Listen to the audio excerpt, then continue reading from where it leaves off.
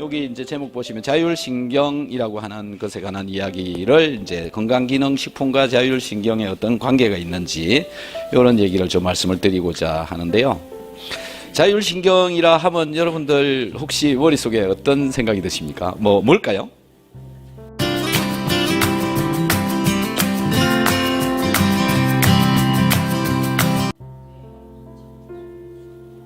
예? 예.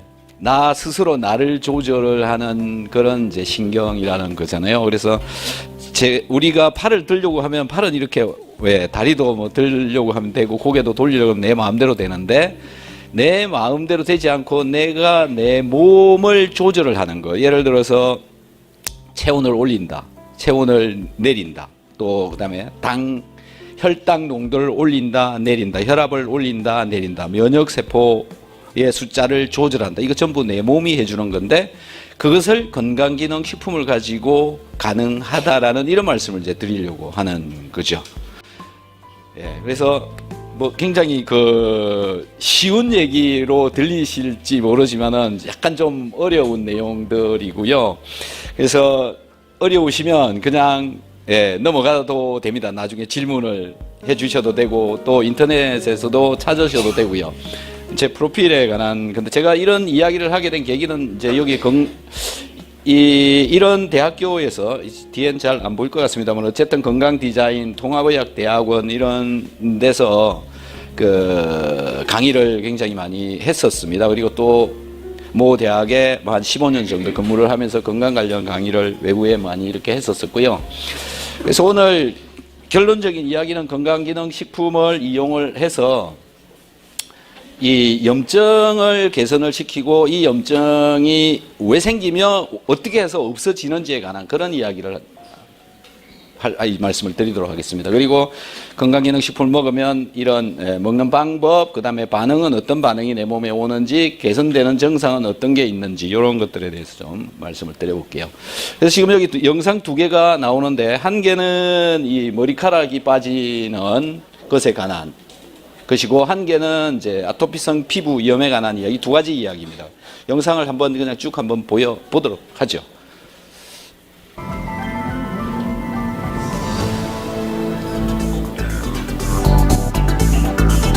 거울을 볼 때마다 외출이 두려운 여성들. 여성 탈모가 늘고 있다. 듣고 싶었어요. 10대 아이들에게까지 급증하고 있는 원형 탈모. 그 원인은 무엇일까?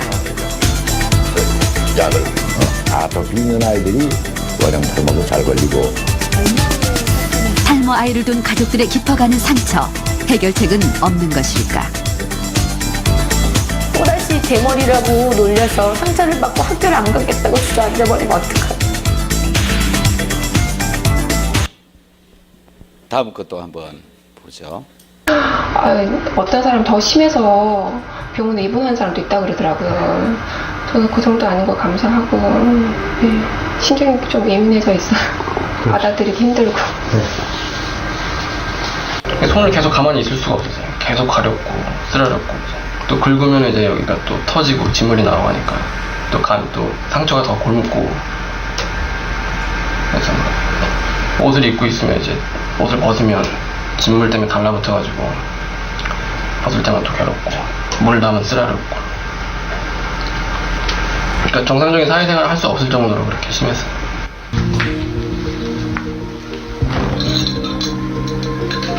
요즘 성희 씨가 하는 것은 녹차잎을 으깨 즙을 내서 냉장고에 보관했다가 몸에 바르는 것이다.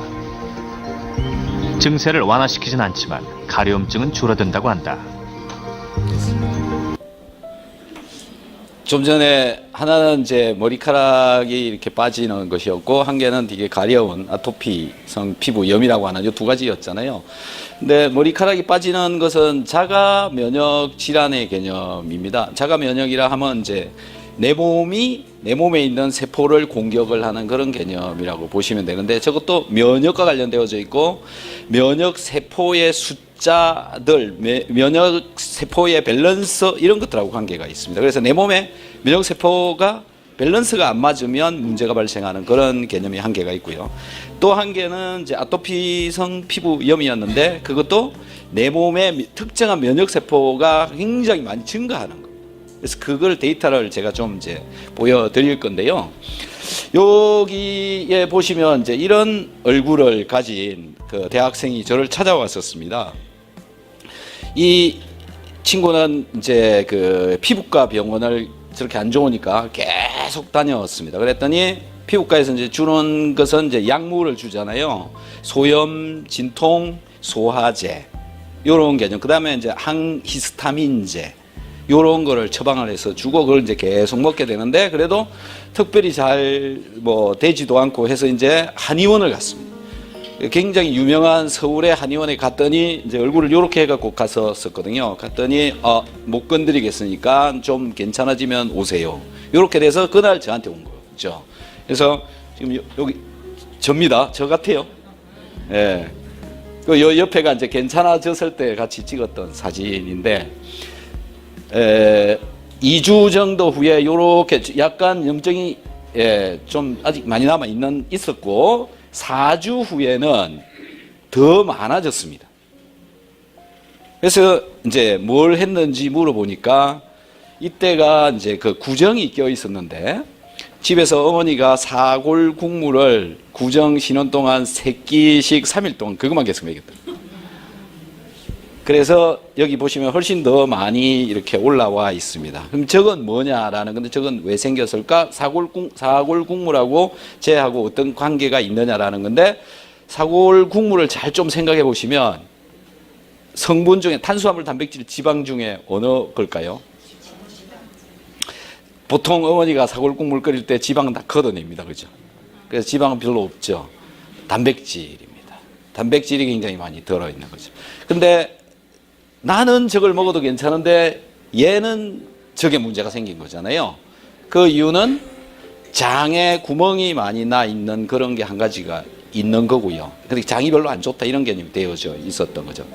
그래서 거기를 통해서 제대로 소화가 안 돼 갖고 들어가고 또 소화가 제대로 안 됐던 그런 게 하나가 있었고 또 다른 문제점이 있을 수도 있는데 제가 이제 보는 관점에서는 장 문제하고 소화가 잘 안 됐고 장이 안 좋다 이런 개념으로 이제 보고 있는 거죠. 그것 때문에 또 문제가 많이 발생했다. 그 다음에 체온이 좀 낮아요.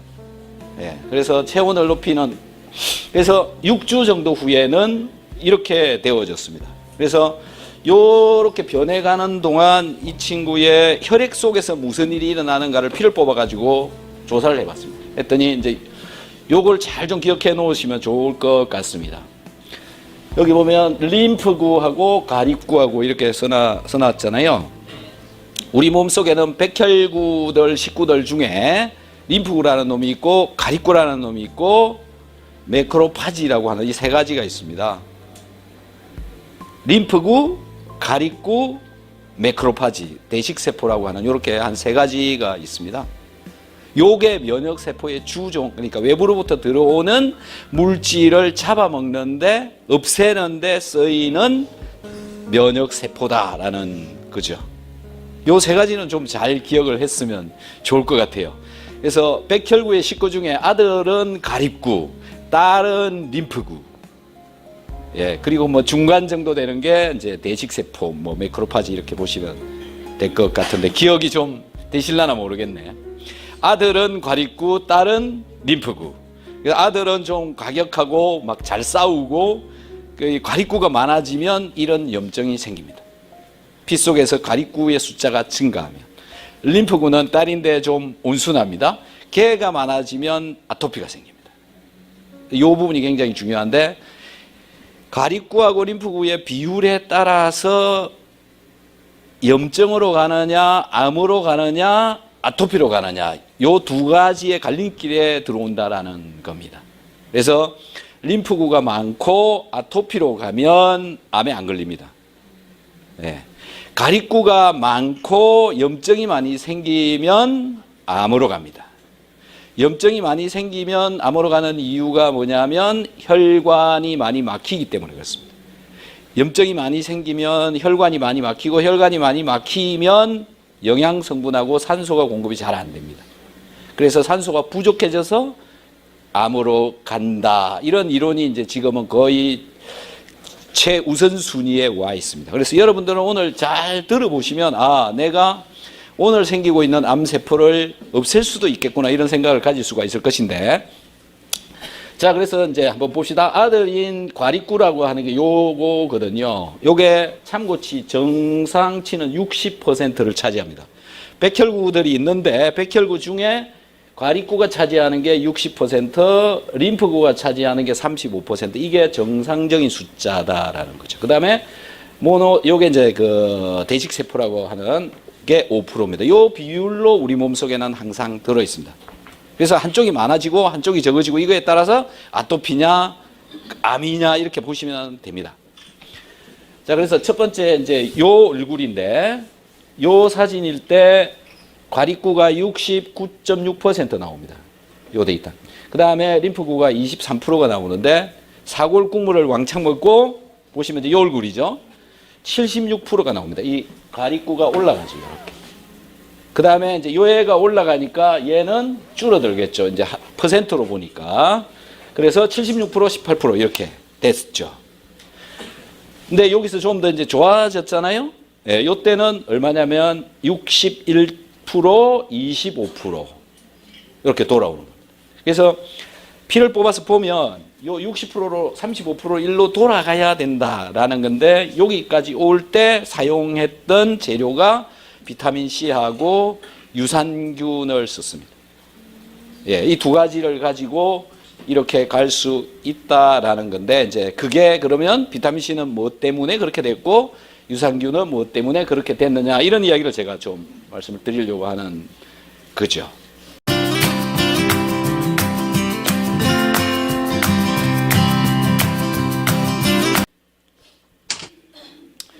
자, 그래서 건강을 이제 건강에 관한 이야기를 하는데 우리가 지금 건강해지려면 뭐 여기가 동맥, 이 파란 게 정맥뼈, 그다음에 림프, 그다음에 이제 대사. 요게 이제 세포 속에서 일어나는 대사인데요. 요 세포 대사를 이해를 좀 잘 하면 좋을 것 같아요. 이런 세포가 우리 몸에 뭐 60조개가 있다, 100조개가 있다 이런 말씀 많이 들어보셨죠? 예. 그래서 이 세포 속으로 들어가야 되는 게 있는데 들어가야 되는 게 영양 성분인데 대표적으로 포도당입니다. 포도당이 이쪽으로 들어가죠. 그 다음에 산소가 들어가야 된다라는 거. 그 다음에 따뜻해야 됩니다. 열 같은 거. 예. 그 다음에 전자도 이 안으로 들어갔다 나갔다 하는데요. 이 지금 전자라고 하는 게 좀 어떤 건지 잘 이해가 안 되실 수도 있는데 여기 전선 타고 흘러다니는 게 전자입니다. 우리 몸은 전부 전자로 만들어져 있습니다. 전부 이게 지구에 있는 모든 것은 전자로 만들어져 있습니다. 그 전자가 빠져나가느냐 들어가느냐 나가느냐 이런 건데요.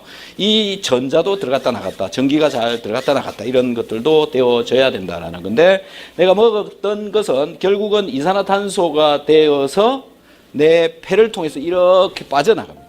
오늘 저녁에 여러분들이 이렇게 뭘 드시면 1kg를 드셨다고 보시면요. 그 1kg가 내 몸속으로 흡수돼서 들어가는 거, 그 다음에 변으로 나가는 거 이렇게 되는데 내일 아침에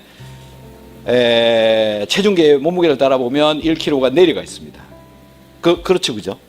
예. 근데 화장실도 안 가고 아무 짓도 안 했는데 그냥 잠만 잤는데 이 무게가 줄어 있단 말이죠. 그건 어디로 갔느냐라는 겁니다. 그게 전부 호흡을 통해서 나가기 때문에 그렇습니다. 그래서 산소를 잘 넣어주고 내가 먹은 것을 이산화탄소로 빨리빨리 바꾸어주는 요거를 대사라고 보시면 되는데 이게 잘 되어져야 예, 뭐 살을 뺀다든지 건강하게 한다든지 비만하지 않도록 한다든지 이런 거죠.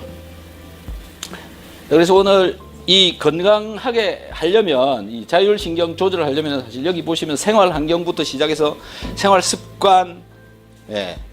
또 먹는 거, 휴식, 쉬는 거, 스트레스 다양한 부분을 우리가 이렇게 논해야 되고 거기에 대한 전체적인 관리가 필요하긴 한데 오늘은 먹는 것만 가지고 이제 말씀을 드릴 거라서 식이 영양 분야에 대해서만 좀 한번 말씀을 좀 드려보도록 하겠습니다. 우리가 먹고 있는 것을 잘 살펴보시면 크게 몇 가지로 나오냐면 하나, 둘, 셋, 넷, 다섯, 여섯, 일곱, 8가지. 요렇게 밖에 없습니다. 근데 종류는 굉장히 많이 있는데 물질로 구분을 해보면 지금 저렇게 8가지 종류를 우리는 사실 먹고 있는 겁니다. 그런데 요게 한 가지만 특별히 많이 먹는 것들이 많이 있죠. 여러분들 보면 그게 이 탄수화물을 좀 많이 드시고 계시는 거죠. 그래서 이 탄수화물을 많이 먹게 된 이유가 이제 지방을 먹지 마라 이렇게 돼서 그렇게 된 건데, 요즘은 이제 나오는 이야기가 저탄고지라고 들어보셨죠? 탄수화물 적게 먹고 지방을 많이 먹는다. 그래서 지금 뭐 흐름은 전 세계적으로 저탄고지로 흘러가고 있습니다.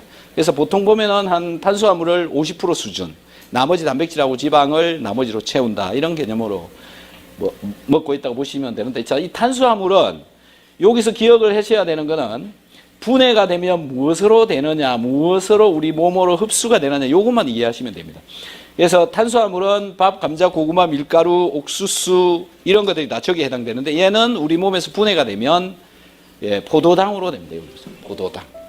포도당으로 분해가 되어져서 혈관으로 흡수되어져서 들어가는데, 얘가 혈중에 너무 많이 돌아다니면 인슐린이 걔를 붙잡아다가 세포에다가 넣어줍니다. 그래서 잘 쓰면 그냥 쓰여져서 이산화탄소가 돼서 없어지지만, 제대로 못 쓰면 얘를 지방으로 바꿔가지고 전부 피하에다가 다 저장하고 이렇게 넣어놓고 있는 거죠.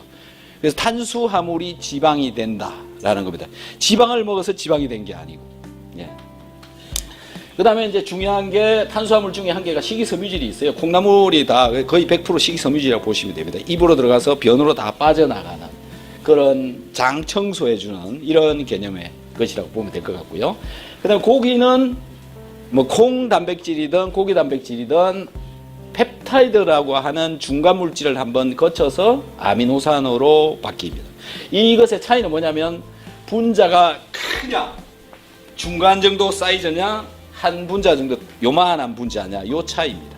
그래서 우리 몸에서 흡수가 될 때는 포도당, 아미노산, 그리고 지방은 지방산하고 글리세롤이라고 하는 요걸로 전환이 된 뒤에 혈관으로 흡수되고, 쟤네들은 들어가서 크게 면역 반응을 하지 않는데, 소화가 제대로 되어지지 않으면 이 것들이 면역 반응을 일으키고, 면역 반응을 일으키게 되면 염증을 일으킨다. 그래서 아까 앞전에 보셨던 그 얼굴에 염증 많이 생긴 걸 보면 요게 많이 들어갔다고 보시면 돼요. 이거보다 요 단백질, 요 펩타이드가 들어갔다, 아미노산이 들어갔으면 면역 반응을 하지 않는다라는 거죠. 요거 기억 자리, 펩타이드가 들어가서 그렇다, 단백질을 먹어서 그렇다, 요런 개념이죠. 그리고 이제 또 한 개가 여기 합성 식품 첨가물이라고, 색소 같은 거 있지 않습니까? 저게 굉장히 많이 들어가고 있습니다. 그래서 일으키는 염증인데, 오늘 염증을 일으키는 인자는 뭐 생물, 화학, 뭐 물리 여러 가지 있습니다만, 면역학적인 측면만 보는 겁니다.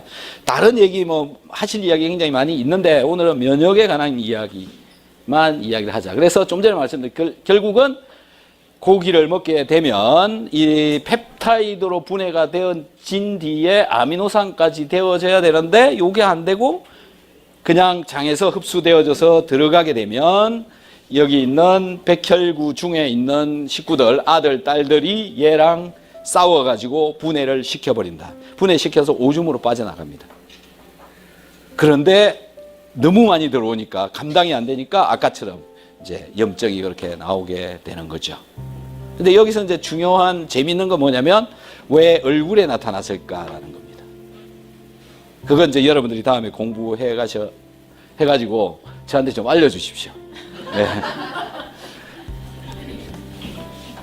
그래서 이제 좀 전에 보면 먹는 것 때문에, 펩타이드라고 하는 단백질 때문에 염증을 일으키는 게 한 개가 있고, 또 한 개는 제대로 소화가 되어지지 않은 것들이 이 장에 구멍이 나 있다. 아까 장누수 증후군이라고 하는 게 있는데, 거기를 통해서 또 들어오게 되면 혈관 안에서 염증 반응을 일으킨다. 면역세포랑 싸운다. 그래서 장누수 구멍이라고 하는 게 요거라고 보시면 됩니다.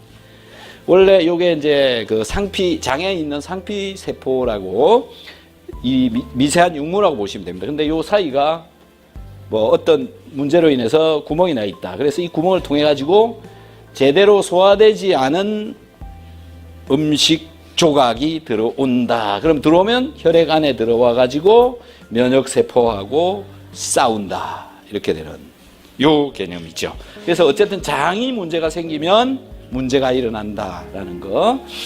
그래서 장 누수 때문에 이 여러 가지 실험들을 뭐 방송에서 한 겁니다만은 장 투과성, 장에 뭐가 잘 들어가면 장 속에서 독소도 훨씬 더 많아지더라, 이런 데이터고요. 장 누수로 인해서 발생 가능한 이런 그 여러 가지 질환들에 관한 종류인데 거의 대부분 다입니다. 우리 몸에서 일어나고 있는 여러 가지. 그래서 염증이 굉장히 중요하다, 이런 얘기고요. 그래서 염증을 일으키는 것, 좀 전에 그 식품에 펩타이드라는 게 있었고 장에 구멍이 생겼을 때가 있고, 이제 한 가지는 활성산소입니다. 활성산소 얘기 많이 들어보셨죠? 이 영상 한번 눌러봐 주시겠습니까?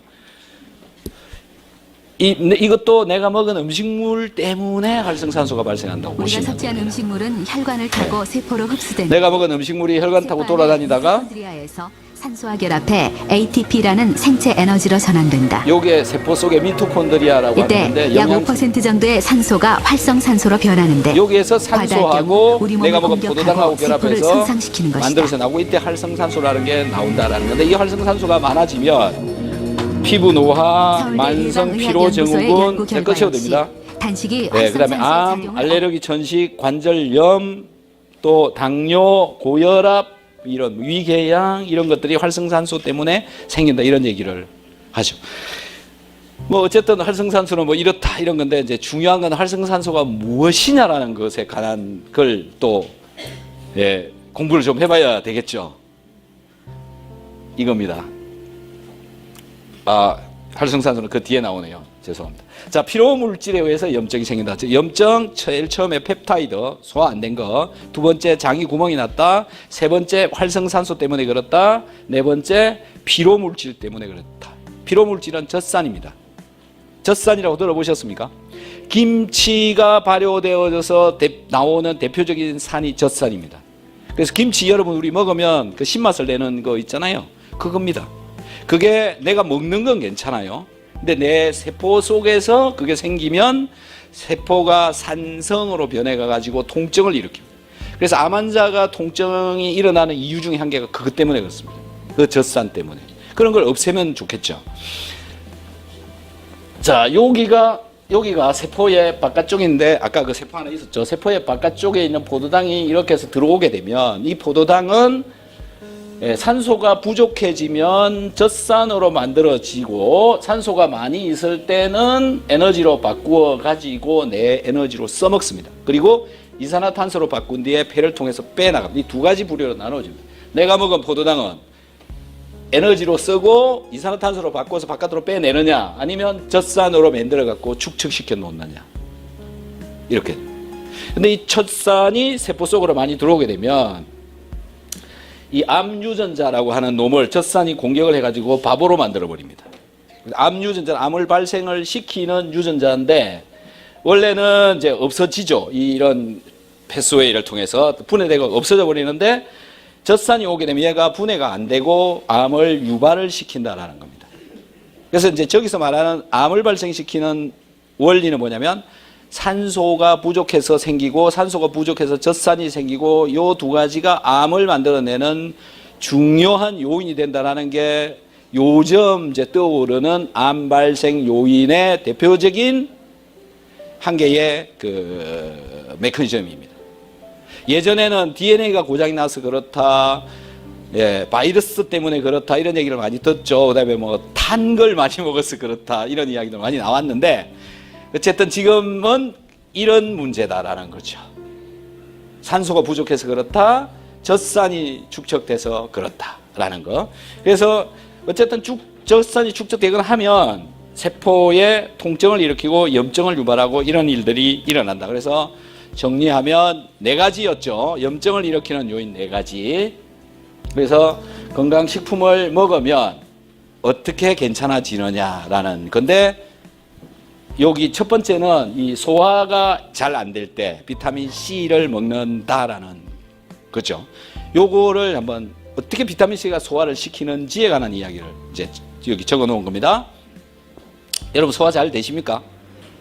다 잘 된다고 생각하시고 계시는데, 대한민국 국민의 40 내지 50%는 위장의 문제를 다 가지고 있습니다. 염증을 가지고 있습니다. 조금씩. 그래서 내시경 해보면 염증 있네요 이럽니다. 그 이유는 뭐냐면은 위는 그 조금만 어떻게 돼도 잘 염증이 생기는 거.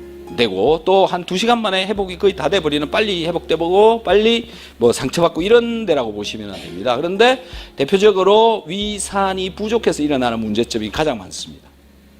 그 이유는 스트레스, 과식, 그 다음에 너무 뭐 술을 많이 마신다든지 과로를 한다든지 이런 걸로 인해서 위산이 덜 나옵니다. 위에서.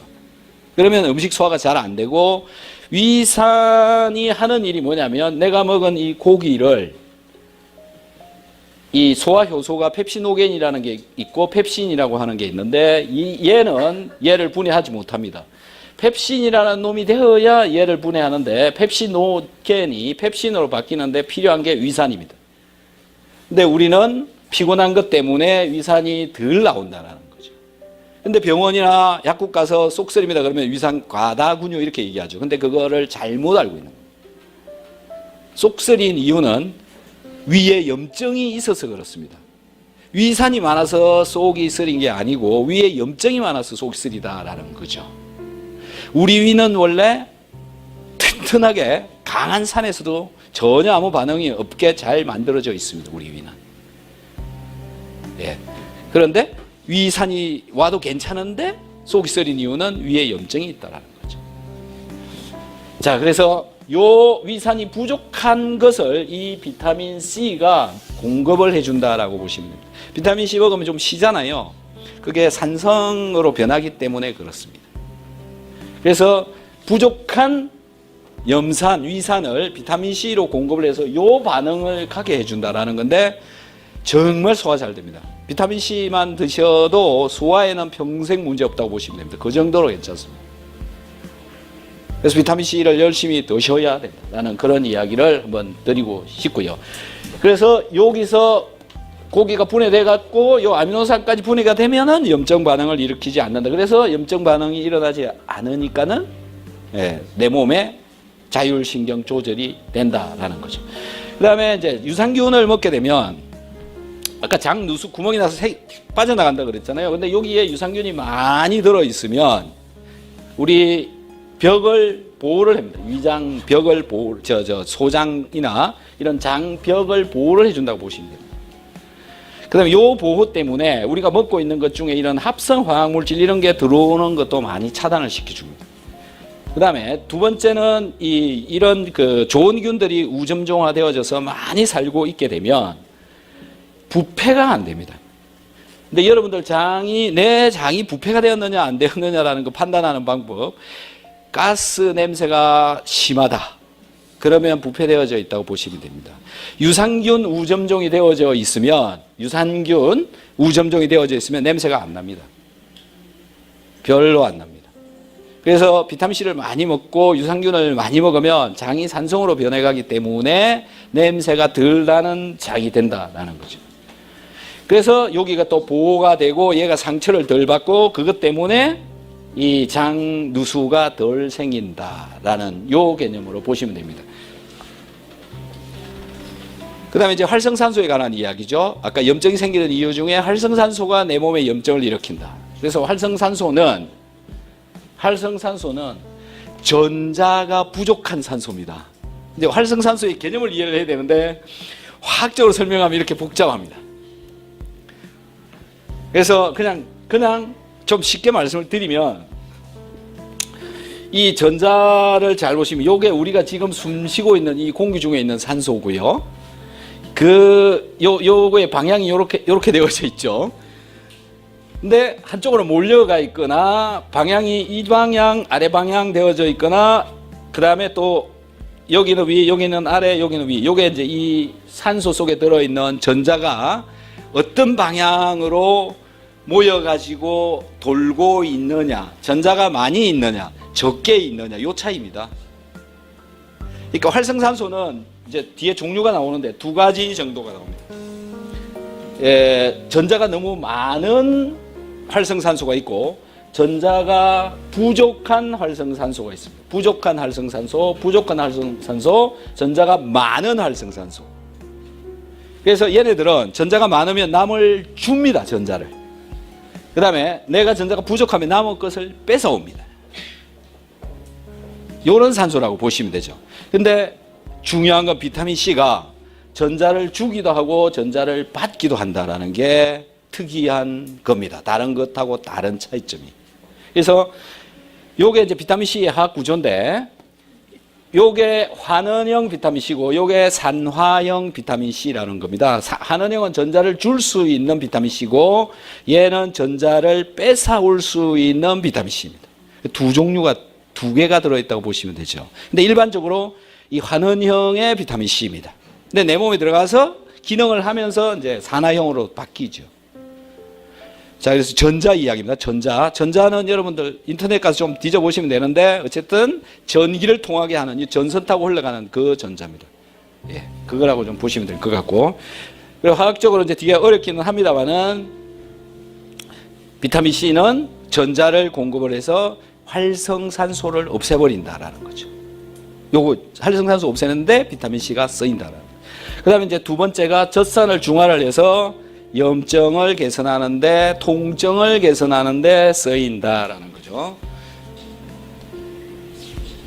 그 다음에 이제 이 유산균하고 비타민 C를 가지고 전자를 공급해서 활성산소를 제거를 해서 이 자율신경을 조절할 수 있도록 해준다라는 게, 요렇게 이제 정리를 다 하시면 될 것 같고요. 먹는 방법에 관한 건데, 비타민 C 같은 경우에 아까 제가 산화형 비타민 C라고 말씀을 드렸는데, 희한하게 비타민 C의 화학 구조하고 우리가 먹고 있는 포도당의 화학 구조가 거의 비슷합니다. 그래서 우리 몸에 있는 세포는 포도당이 부족하면 비타민 C를 막 가지고 가는 그런 성질이 있습니다. 그래서 암 치료할 때 포도당을 덜 먹이고 탄수화물을 덜 먹이고 비타민 C를 많이 혈관에다가 주입해서 암을 치료를 하는 그런 방법이 있습니다. 그래서 여기 환원형, 산화형 이렇게 나오는데, 요 산화형이 포도당이 내 몸에 부족하면 비타민 C를 끌고 가가지고 암세포 안으로 쟤를 데리고 들어가서 암세포가 파괴가 되어지는 이런 메커니즘에 의해서 암을 이제 사멸시키는 이런 것들이 있습니다. 그래서 비타민 C를 먹으면 아까도 말씀드렸듯이 내가 오늘 생기고 있는 암세포를 줄여갈 수 있다라는 게 굉장히 특이하다라는 거고요. 호전 반응은 여러분들도 많이 아마 겪어보셨을 텐데, 비타민 C 먹고 가장 많이 일어나는 것이 이제 뭐 설사가 생길 수 있고, 가스가 굉장히 많이 차고, 소변 색깔이 변하고, 거품도 일어나고, 기타 등등 많이 있습니다만은 저거 다 견디고 그냥 계속 먹으면 됩니다. 네, 너무 힘들면 뭐 좀 줄이시거나 이러시면 되고요. 한 3일만 지나면 괜찮아집니다. 개선되는 증상은 자율신경과 관련되어지는 질환 대부분이 좋아집니다. 그래서 암 같은 경우에 통증도 줄일 수가 있고요. 저 같은 경우에 이제 비타민 C 아까 소화제로 쓰인다라는 거를 말씀을 드렸잖아요. 소화하는데 정말 좋습니다. 저도 뭐 김밥을 먹거나 튀김을 먹거나 이랬을 때 소화가 잘 안 되고 힘들었던 어린 시절을 보냈습니다. 근데 한 30살 정도 이후에 비타민 C를 먹으면 저렇게 괜찮아진다라는 걸 알고 나서부터 비타민 C를 먹고 그 이후로 소화가 잘 안 됐던 적이 거의 없습니다. 그래서 양을 좀 많이 드셔야 되는데, 아까 양에 관한 이야기가 여기서 나왔었나요? 6g, 1 섭취량 6g 이상. 근데 10g까지 먹어도 더 좋고요. 많이 먹어도 전혀 문제 없습니다. 유산균은 하루에 7.5g. 개선되는 증상 이런 정도이고, 이 증상들은 딱딱 전부 다 되는 것은 아니지만 사람에 따라서 건강 상태, 가족력, 생활 습관 이런 거에 따라서 다소 조금 차이는 있습니다. 그렇지만 어쨌든 위가 좋아지고 소화가 잘 되고 염증이 덜 생긴다라는 것은 확실하다라는 거죠. 지금까지 말씀드린 것에 대한 근거 자료를 이 두 가지 책에서 뽑아가지고 제가 이제 쭉 했습니다. 이 일을 한 20년 정도를 했었는데, 아보도우르라고 굉장히 유명한 면역학자가 있습니다. 인터넷에 쳐보시면 우리나라에도 이분이 이 책을 갖다가 뭐 수십만 부를 팔아서 굉장히 유명한 사람이죠. 이게 체온 면역력이라고 하는 게 있고요. 그 다음에 또 한 개가 이것도 아보도우르라고 하는 사람하고 후쿠다 미노루라고 하는 이 두 사람이 공조를 해서 썼는데 면역을 높여서 병을 치료하는 자율신경 면역요법. 자율신경 조절을 하면 면역이 조절되더라 이런 얘기를 하는 겁니다. 이 책에 이제 이렇게 데이터를 좀 보면 아까 제가 가리구 림프구 말씀을 드렸는데 어른들의 경우에는 가리구하고 림프구 비율이 60%에서 35%로 거의 맞춰져 있는데 아기들은 어떠냐면요. 가리구 엄청 많습니다. 한 80% 정도 되죠. 림프구는 훨씬 적고요. 그래서 애들의 피부 염원 많이 생기는 거다. 당연한 거다라는 거죠. 아토피가 아니다라는 거지. 근데 그게 아토피로 가려면 요게 올라가고 얘가 줄어야 됩니다. 근데 요거를 보고 이게 아토피다 아니다 판단하는 사람이 별로 없습니다. 그냥 문제만 생기면 다 아토피 이렇게 지금 가고 있죠. 자, 그래서 아기 때는 가리구가 굉장히 많더라라는 거. 그 다음에 우리가 그 새벽에 되게 많이 가렵잖아요. 그런 그 경험을 많이 해보셨죠. 그 이유가 이 양반이 림프구하고 가리구의 비율을 24시간 동안 피 속에서 재봤습니다. 그랬더니 밤 새벽 때니까 림프구의 비율이 원래는 낮에는 35%라고 그랬잖아요. 근데 올라갑니다. 50%로. 림프구가 많아지면 가렵다라는 거죠. 그래서 하루에도 림프가 줄었다가 늘었다가 이런 현상들이 계속 나타난다라는 거예요. 네. 그래서 가려움을 일으키는 게 바로 이래서 그렇더라. 또 이 암 치료를 할 때 림프구 가리구 비율을 보시면 아무 치료도 안 받고 있을 때 암 림프구가 28%대. 그런데 수술을 받고 나도 거의 28%대. 하지만 화학요법을 받으면 21%대로 줄어든다. 네. 약물이 면역을 오히려 더 망가뜨려 놓는다. 방사선요법 받으니까 12%까지 내려가 버리죠. 그래서 이런 비율이 되게 중요한 것 같고요. 그래서 림프구 비율하고 체온하고 관계를 가지고 가장 건강하게 자율신경을 조절하는 방법은 30%에서 약 50% 사이의 림프구 비율을 맞추어 주고 체온을 36도에서 37도 사이로 유지를 해주면 자율신경 조절이 굉장히 잘 된다. 그래서 체온을 잘 맞춰주고 림프구 비율을 잘 맞춰주면 된다. 이걸 하는데 내가 먹고 있는 거 활성산소 이런 것들을 잘 조절하면 되더라. 그래서 자율신경 조절하는 원리에 대한 부분인데 좀 전에 말씀드렸던 것하고 똑같습니다. 림프구 35%, 가리구 60%를 해주면 나머지 혈당, 혈압, 기타 등등 많은 것이 좋아진다라는 거죠. 요게 전체적인 이제 결론적인 이야기입니다. 혹시나 뭐 다음에 기회를 또 주신다면 이런 것들에 대해서 좀 더 강의를 좀 더 해드리도록 하고요. 보이십니까? 예. 오늘도 사실 시간이 좀 있으면 여러분들 중에 아마 비타민 C하고 이거 유산균을 드시고 몸에 많은 개선을 하신 분들도 있을 텐데 말씀을 좀 들어보고 싶었는데 시간이 약간 부족해서 그냥 넘어갔는데 다음에 하시도록 하죠. 점심시간도 다 지나가는 것 같기도 하고 그렇습니다. 그리고 유튜브에 제가 이런 것들을 강의를 많이 올려놨거든요. 비타민C 분자에 들어있는 무엇이 어떻게 일을 하길래 항산화를 시키느냐, 비타민C 속쓰림 위장 문제인가 비타민C 문제인가, 활성산소는 뭔지 이런 것들에 대해서 많이 있으니까는 영상들 이렇게 보시면 될 것 같습니다. 혹시 질문 있으시면 한 개만 좀. 예. 비타민 C에 대해서 효능이 네. 굉장히 좋은데. 네. 한간에는 이제 비타민 C를 너무 많이 먹으면 또 찬반에 대한 그런 부분이 있어요. 많이 있죠. 혼란이 없고. 예. 왜 그런지. 그거는 이제 비타민 C를 아마 전 국민이 엄청나게 먹어대면 병원 갈 일이 별로 없을 겁니다. 이건 미국에서도 그렇고 국내에서도 그렇고 주된 그냥 논리입니다. 비타민 C 굉장히 싸잖아요. 예. 근데 병원의 약들은 엄청나게 천문학적으로 비쌉니다. 그래서 그런 문제로 이걸 너무 양성화 시킬 수가 없어서 이제 저 같은 사람들 되게 많거든요. 비타민C 먹으라고 막 열심히 떠드는 사람. 예. 그런 사람들만 지금 계속 하고 있는 거죠. 예. 예. 비타민 C가 이게 그러니까 과립으로 우리가 네네. 마시는 것도 있고, 네네. 알약 네네네. 네. 보통 유산균도 그렇고, 네네. C도 그렇지 네. 않습니까? 차이점이 있습니까? 특별히 이제 용해 속도의 차이 정도입니다. 그러니까 가루로 되어 있으면 빨리 녹는다. 예, 알약으로 되어 있으면 한 5분 내지 10분 정도 조금 더 더디게 녹는다. 요 차이고, 걔는 들어가 가지고 위에서 녹아서 그 다음부터 이제 기능을 한다고 보시면 되는데, 첫 번째 위에서 소화를 잘 되게 해준다는 거죠. 네, 거기서부터 출발입니다. 큰 차이는 없습니다. 먹기 불편하느냐 안 하냐 요 차이고, 씹어서 드시면 안 됩니다. 이가 망가질 수 있으니까 그냥 넘기셔야 되고요. 네, 그런 정도입니다.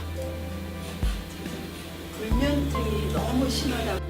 일단은 두 가지 하시고요. 홍삼 제품이 있거든요.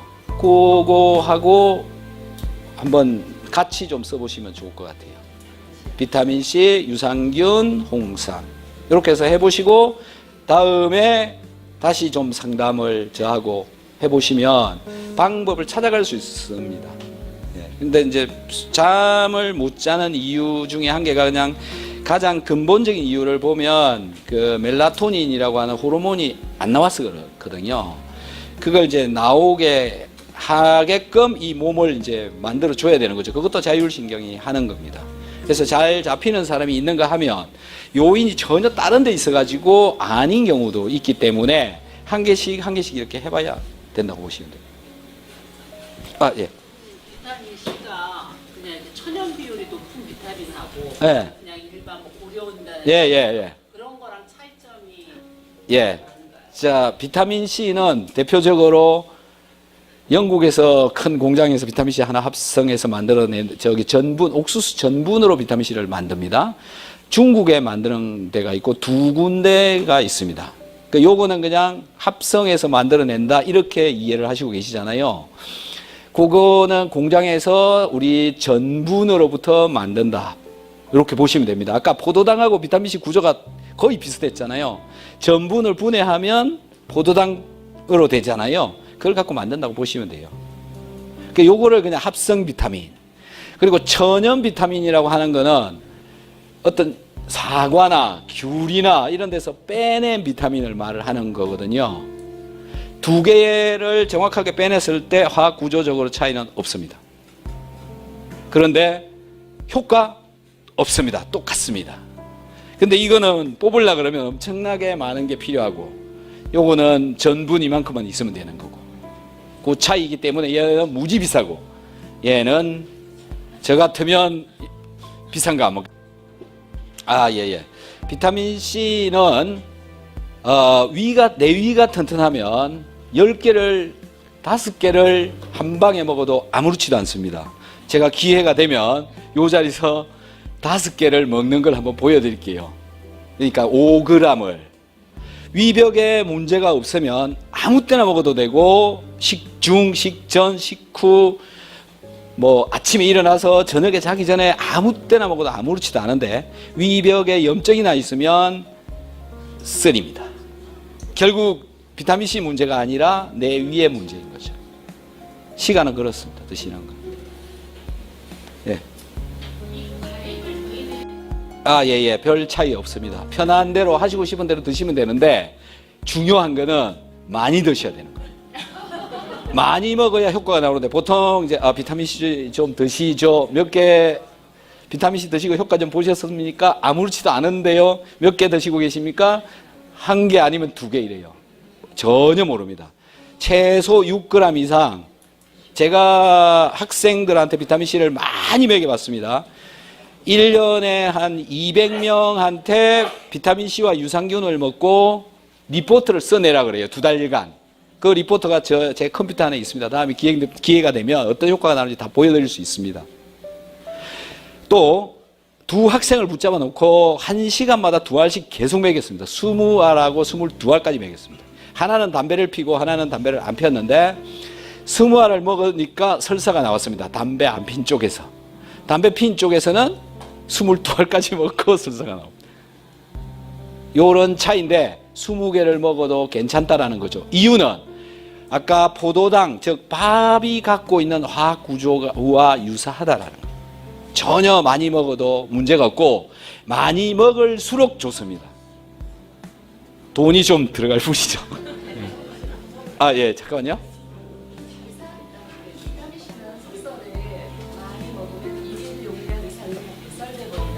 아, 예, 예.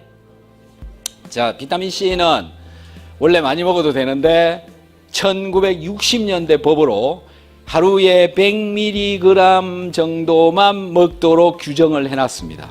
법에. 그래서 그게 지금까지 온 겁니다. 최근에 바뀌었습니다. 최대로 많이 권할 수 있는 게 2g까지는 올라가 있습니다. 근데 법은 1000mg입니다. 권할 수 있는 게 1000으로 되어져 있습니다. 그래서 법이 그러니까 박스에다가 그렇게 적을 수밖에 없습니다. 많이 먹으면 일단은 배설이라고 하는 개념은 뭐냐면 입으로 들어가서 변으로 나가든가 오줌으로 나가든가 이 두 가지잖아요. 이걸 배설이라고 얘기를 하는데 우리가 이제 예를 들어서 많이 먹었다 5개 먹었다고 봅시다. 5개 먹으면 이 5개가 첫 번째 위장에 와가지고 흡수되기 이전에 배설되기 이전에 작용한다. 그게 제가 주로 말씀드린 게 소화 말씀드린 거잖아요. 배설하고 상관없습니다. 일단 소화를 잘 시켜야 된다라는 게 첫 번째 목적입니다. 그래서 일단 많이 먹어야 소화가 잘 된다. 위에서 소화가 잘 되어져야 된다. 그러면 많으면 소화를 훨씬 더 잘 시킨다. 위를 튼튼하게 해준다. 위를 편하게 해준다. 이런 일이 벌어집니다. 이게 첫 번째고요. 두 번째는 이제 얘가 장으로 소장으로 내려가게 되면 소장에 살고 있는 유산균들의 먹이가 됩니다. 그래서 균들이 잘 증식하게 해줍니다. 그 다음에 장에 혹시 이제 이 중에 가스 냄새가 심하게 나시는 분들, 알칼리성 장으로 되어져 있으신 분들은 비타민C가 거기 가가지고 다 썰어버립니다. 나쁜 균을. 그래서 산성균으로 항상 유지시켜 줄 수가 있어서 많이 드셔야 된다. 거기 지나가게. 그렇게 해서 뭐 남은 게 흡수되지 않은 놈은 변으로 그냥 나가도 상관없습니다. 왜? 이 이전에 많은 기능을 했으니까. 그 다음에 소장에서는 이제 흡수가 되어져서 혈관으로 들어갔을 때 이제 들어갔잖아요. 그러면 혈관 속에 막 돌아다니면서 뭘 하냐면 항산화 기능을 합니다. 항산화. 발생되어진 활성산소를 없애는 것을 한다라는 거. 예, 그 다음에 또 한 가지가 뭐냐면 우리가 적혈구가 손상을 입으면 활성산소한테 손상을 입으면 적혈구가 서로 막 뭉칩니다. 이걸 띄워줍니다. 비타민C가 들어가게 되면. 그래서 산소 공급을 훨씬 더 잘 되게 해줍니다. 또 한 가지 더 있습니다. 적혈구에 헤모글로빈이라고 있는데 헤모글로빈이 산소하고 붙으려면 헤모글로빈 속에 우리 철분이 있다고 그러잖아요. 철에는 두 가지가 있습니다. 한 개는 이가, 한 개는 삼가. 뭐 가라고 얘기하면은 지금 이제 조금 그런 건 이제 다음에 말씀을 드리고 산소가 붙으려면 이가로 되어져 있어야 됩니다. 그런데 비타민C가 전자를 공급한다 그랬잖아요. 그래서 삼가한테 삼가한테 공급을 하면 이 삼가가 이가로 바뀝니다. 그럼 이가로 바뀌고 나면 산소하고 결합을 잘 할 수 있도록 해줍니다. 그래서 산소 공급을 잘 해줍니다. 비타민C를 먹으면 산소 공급이 굉장히 잘 되기 때문에 자율신경 조절이 잘 되는 겁니다. 대부분 지금 자율신경 조절이 잘 안 되고 있는 이유가 산소가 부족해서 그렇습니다. 그래서 암도 만들어져 가고 있다고 보시면 됩니다. 근본적인 원리는 이제 이런 데 들어있죠. 예. 예.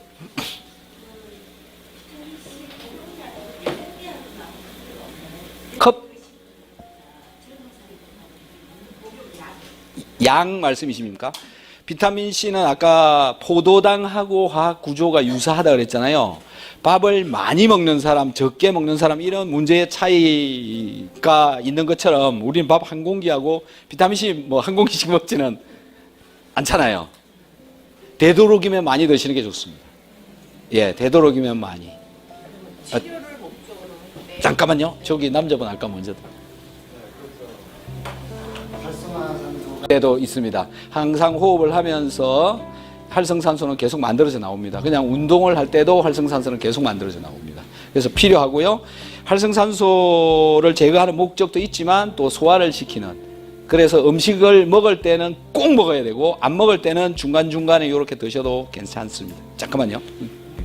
어떤 병을 치료를 예, 목적으로 할 예. 때 일반적인 거 없고요. 예. 치료할 때는 최대한 얼마까지 복용을 해볼까요? 암 치료할 때 혈관으로 얘를 녹여가지고 혈관으로 뭐 50g, 70g 이렇게 넣습니다.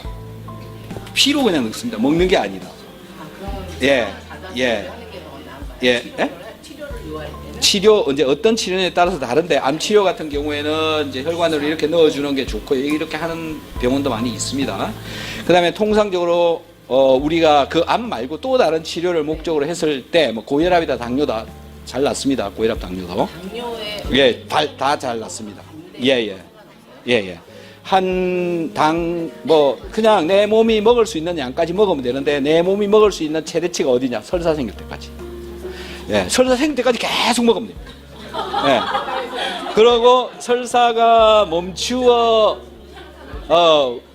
그 지점까지. 다 드셔도 돼요. 어쨌든 많이 먹을수록 좋고 시간 간격을 두고 1시간마다 한 번씩 이렇게 계속 먹는 게 더 좋습니다. 한 방에 다 틀어넣는 것보다. 그래서 계속 먹는 게 좋죠. 네.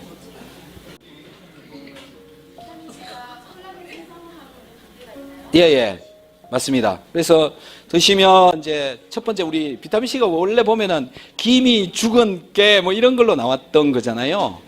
그게 이제 멜라닌 색소 발생을 억제를 시키는 그런 이제 메커니즘으로 되어져 있는데 콜라겐이라고 하는 거는 이제 그 단백질이지 않습니까? 예, 단백질. 그 단백질을 잘 분해를 해갖고 아미노산으로 만든 뒤에 내 피 속으로 갖고 들어가가지고 콜라겐을 만들어내는 거거든요. 콜라겐을 아무리 먹어도 그게 내 몸에 콜라겐으로 바로 가서 만들어지지는 않는 겁니다. 분해가 돼, 아까 콜라겐도 단백질인데 분해가 되어야만이 쓰인다라는 거죠. 예, 그래서 비타민C를 드시면 일단 분해가 잘 되고 콜라겐 생성한테 굉장히 다른 단백질을 가지고 콜라겐을 만들어야 되니까 많은 도움이 된다고 보시면 됩니다. 네. 질문 많이 해주셔서 감사합니다.